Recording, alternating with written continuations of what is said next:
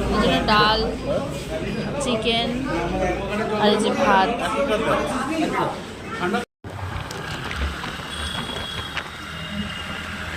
আমরা খাওয়া দাওয়া করে বেরিয়ে পড়েছি। আমরা এখন কোথায় যাবো জানো? প্রথমে উদয়পুরে যাওয়ার উদ্দেশ্যে স্কুটি নিয়ে।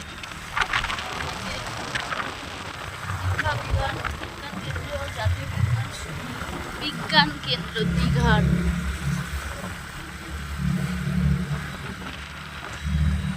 রাস্তাটা খুব সুন্দর, তাই না বলো?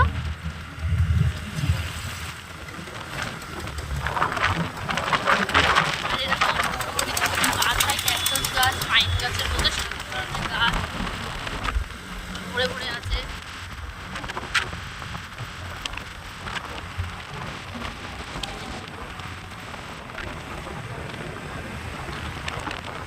আপনাদের সাথে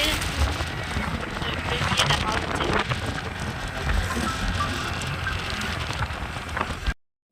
আমাদের কপাল অতিরিক্ত ভালো, উদয়পুরে আস্তে আস্তেই বৃষ্টি স্টার্ট হয়ে গেছে। আর এই ব্যক্তি ছাতা আনেনি, ফেলে দিয়ে এসেছে।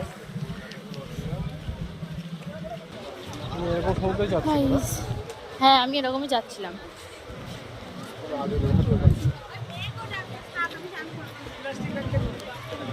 এই হলো উদয়পুর বীচ।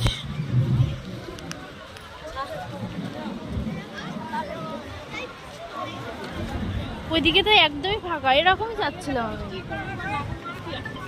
এরকম জায়গায় আসে ভালো। আর আমরা ছিলাম ওল্ড দীঘায়, সেখানে তো একরকম, নিউ দীঘায় তো আবার আর এক রকম। কোনো একটা ফাঁকা নেই, কিছু নেই। কি সুন্দর, কোনো জমজমাট না, অত হইচই না, সবাই সবার মতো অনেকটা জায়গা ছড়িয়ে।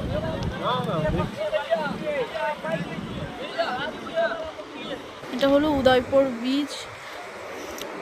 আর আমাদের আসার সাথে সাথে বৃষ্টি শুরু হয়ে গিয়েছে। আমাদের কপাল এতটাই খারাপ। আর এই ব্যক্তি সব কিছু নিয়ে আসা মনে থাকে না, ছাতি দেখলে মনে গায়ে জ্বালা ধরে। গায়ে জ্বালা ধরে না তোমার ছাতি দেখলে? ছাতি নিয়ে আসতে পারো না? ওনার রোদ উঠলে মনে হয় ছাতি কি কাজে লাগে। এখন যে বর্ষাকাল, কখন মেঘ হয় আর রোদ হয় সে ঠিকানা নেই, ওনার হুঁশ থাকে না সেটা। এখন আমি জানি না, আমি আর এখানে থাকবো না, এক মুহূর্তে দাঁড়াবো না।